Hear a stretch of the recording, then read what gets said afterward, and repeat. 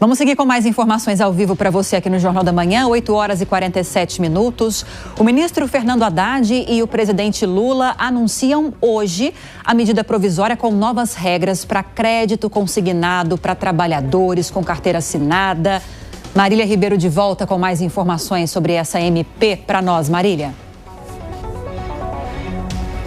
Oi, Lívia. Pois é, além do presidente Lula e do ministro da Fazenda, Fernando Haddad, nós também teremos a participação do ministro do Trabalho e Emprego, Luiz Marinho, além dos presidentes da Câmara dos Deputados, Hugo Mota, e do Senado Federal, Davi Alcolumbre. A cerimônia está marcada para acontecer daqui a pouco, às 11 horas da manhã, aqui no Palácio do Planalto. E essa é mais uma alternativa, mais uma medida que o governo do presidente Lula busca para poder melhorar a sua popularidade nessa terceira gestão.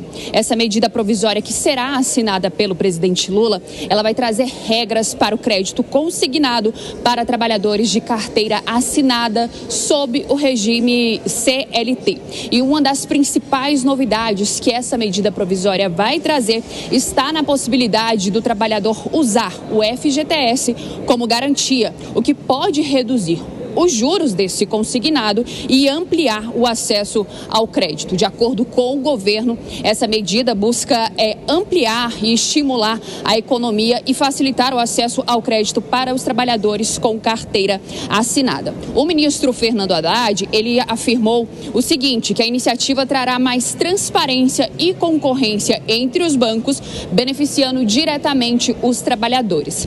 Já a Febraban, que é a Federação Brasileira dos Bancos, ela estima que a carteira de crédito consignado de trabalhadores privados pode triplicar com essa nova iniciativa, chegando aí a 120 bilhões de reais. Lembrando que essa medida provisória ela tem força de lei, então ela já começa a valer a partir da edição e ela vai ter uma validade aí de 60 dias, podendo ser prorrogada por igual período por 60, totalizando 120 dias.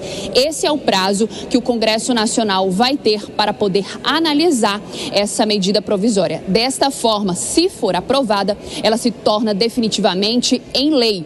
Lembrando que o Palácio do Planalto deve enviar esse texto da medida provisória nos próximos dias lá para o Congresso Nacional. A cerimônia acontece aqui no Palácio do Planalto a partir das 11 horas da manhã. Lívia. E vamos acompanhar. Muito obrigada, Marília Ribeiro. Até já.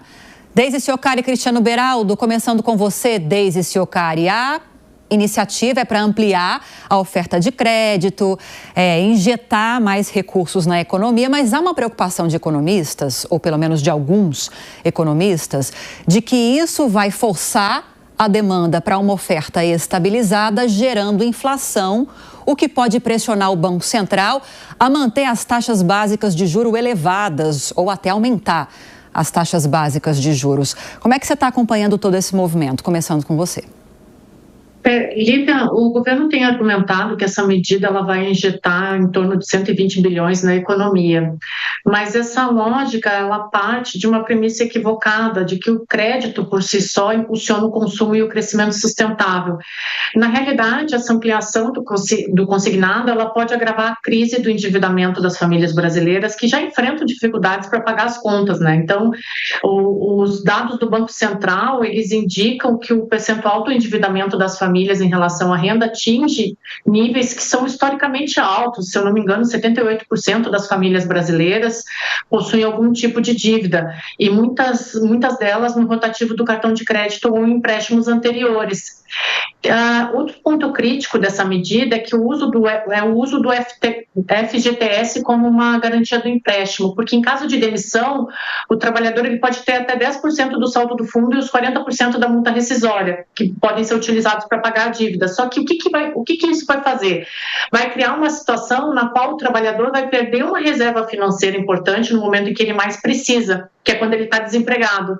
Então, o FGTS, que deveria ser um colchão de segurança para momentos de crise e não uma moeda de troca para garantir empréstimos bancários, vai fazer um trabalho totalmente inverso.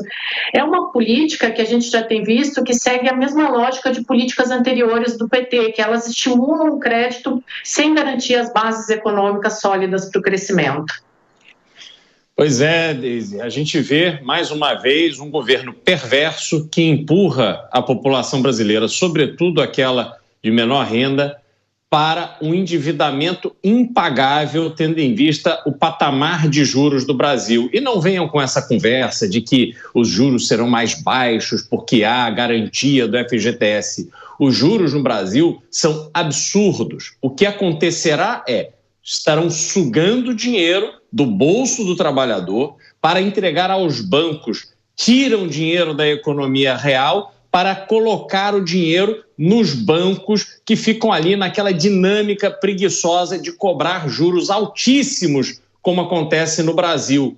A gente vê as famílias endividadas, as famílias cada vez mais inadimplentes, trabalhando para tentar pagar suas contas, porque o crédito consignado ele não está associado à aquisição de bens duráveis, não está associado à aquisição de algum patrimônio. Ao contrário, este crédito consignado, em grande parte, será utilizado para abater dívidas que já foram contraídas.